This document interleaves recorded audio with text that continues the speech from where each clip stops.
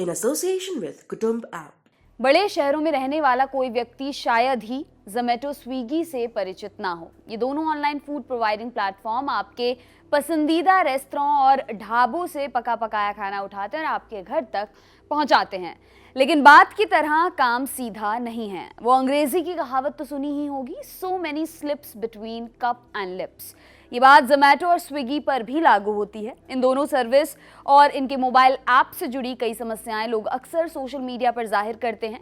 ऐसी ही एक समस्या है खाने के दाम की। इस मसले से कस्टमर और रेस्तरां मालिक दोनों परेशान हैं। तो हमने जानने की कोशिश की कि स्विगी या जोमेटो इस्तेमाल करने वालों को आखिर रेस्तरां मेन्यू से ज़्यादा पैसा क्यों भरना पड़ता है।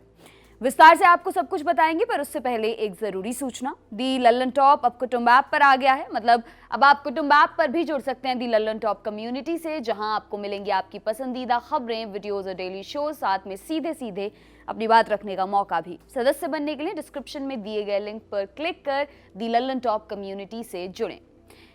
वापस आते हैं खबर की तरफ। एक प्लेट पर लगभग 30% कमीशन। एक उदाहरण से समझाते हैं। दिल्ली के वसंत कुंज इलाके में एक रेस्तरां है, उसे हमने जोमेटो पर सर्च किया। यहाँ बिक रही चिकन बिरयानी की कीमत 199 रुपये है, जिस पर 10% का डिस्काउंट दिया जा रहा है। हमने जब एक प्लेट चिकन ऑर्डर करने की कोशिश की तो हमें इसके लिए कुल 234 रुपये चुकाने पड़े। इसमें 45 रुपये जोमेटो डिलीवरी के लिए लेता है और 10 रुपये रेस्तरां खाना पैक करने के लिए, और कुल जोड़ में 10% का डिस्काउंट रेस्तरां दे रहा था। इसी चिकन बिरयानी की कीमत जानने के लिए हमने रेस्तरां को फ़ोन किया। दाम पूछने पर हमें बताया गया कि इसकी कीमत 140 रुपये है। जब हमने रेस्तरां के मालिक से पूछा कि जोमेटो और रेस्तरां दोनों के दामों में फ़र्क क्यों है, तो उन्होंने नाम नहीं जाहिर करने की शर्त पर हमें बताया कि एक प्लेट बिरयानी या किसी भी चीज़ पर लगभग 30% कमीशन जोमेटो को देना पड़ता है। लेकिन वो आगे बताते हैं कि जोमेटो किसी भी रेस्तरां के मालिक को चीज़ों के दाम बढ़ाने के लिए नहीं कहता है। उन्होंने कहा, दाम बढ़ाना हमारी मजबूरी है। अगर 140 रुपये में से 30% मैं जोमेटो को दे दूंगा तो खुद क्या खाऊंगा।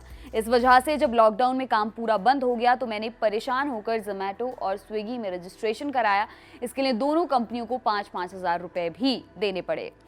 कई रेस्तरां और ढाबे के मालिक एक दूसरी कहानी बताते हैं। दक्षिण पूर्वी दिल्ली के जसोला इलाके में खाने की दुकान चलाने वाले एक व्यक्ति कहते हैं कि उन्होंने दाम नहीं बढ़ाया है। उनके मुताबिक कई लोग ऐसा करते हैं, लेकिन उन्होंने ये नहीं किया।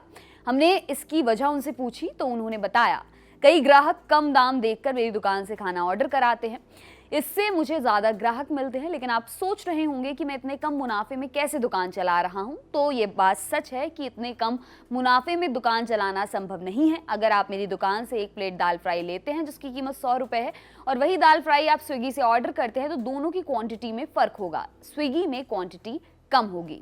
ऐसा करना मेरी मजबूरी है। मुझे किराया भरना है, बिजली का बिल भरना है, काम करने वालों को पगार देनी है और ऊपर से स्विगी को खाने का दाम का हिस्सा भी देना है। ये सब कुछ कैसे संभव होगा अगर मैं क्वांटिटी कम ना करूं? ऐसा करना कोई चोरी नहीं है। वहीं नोएडा की सेक्टर 70 में कैफे चलाते हैं मदन, बदला हुआ नाम। वो कहते हैं कि ज्यादातर कैफे 50% का मार्जिन रखते हैं। मदन ने हमें बताया, जोमेटो 28% हिस्सा आपसे मांग लेता है। अब अगर 50% में मैं 27% जोमेटो को दे दूं तो मैं खुद क्या कमाऊंगा।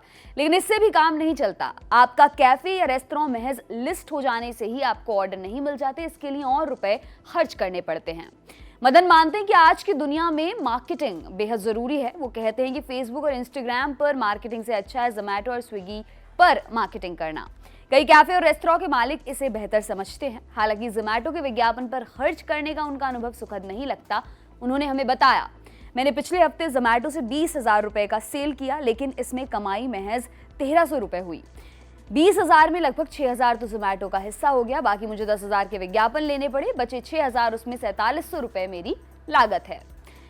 अब ये एडवर्टाइजमेंट का पूरा मायाजाल क्या है, ये भी आपको समझाएंगे। मदन बताते हैं कि 10,000 रुपये के एडवर्टाइजमेंट में उन्हें सिर्फ 400 क्लिक्स मिलते हैं। इसे आसान भाषा में समझते हैं। मान लीजिए आप जोमेटो या स्विगी पर गए, वहाँ बतौर ऑप्शन जो रेस्तरां आपको सबसे पहले दिखते हैं, वे असल में एडवर्टाइजमेंट के लिए सबसे ज़्यादा रुपए जोमेटो या स्विगी को देते हैं, क्योंकि जो सबसे पहले दिखता है उस पर क्लिक करने की संभावना सबसे ज़्यादा होती है। मदन ने हमें बताया, अगर आप उस रेस्तरां पर क्लिक करते हैं तो उसके लिए जोमेटो या स्विगी रेस्तरां के मालिक से रुपए चार्ज करता है, चाहे आप वहाँ से ऑर्डर करें या फिर ना करें।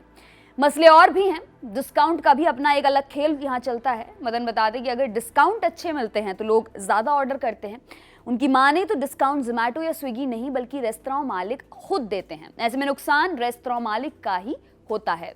हालांकि हमने जिन 3 रेस्तरां मालिकों से बात की उन सब ने एक स्वर में ये बात ज़रूर कही कि उनका काम जोमेटो और स्विगी की वजह से बढ़ा है। वो कहते हैं कि जोमेटो और स्विगी की वजह से दूर दूर से कस्टमर उनके यहाँ आते हैं। उनके मुताबिक इन प्लेटफॉर्म्स के बिना इतने सारे लोगों को शायद ही पता होता कि ऐसी कोई जगह है और वहाँ खाने के लिए वो लोग आते।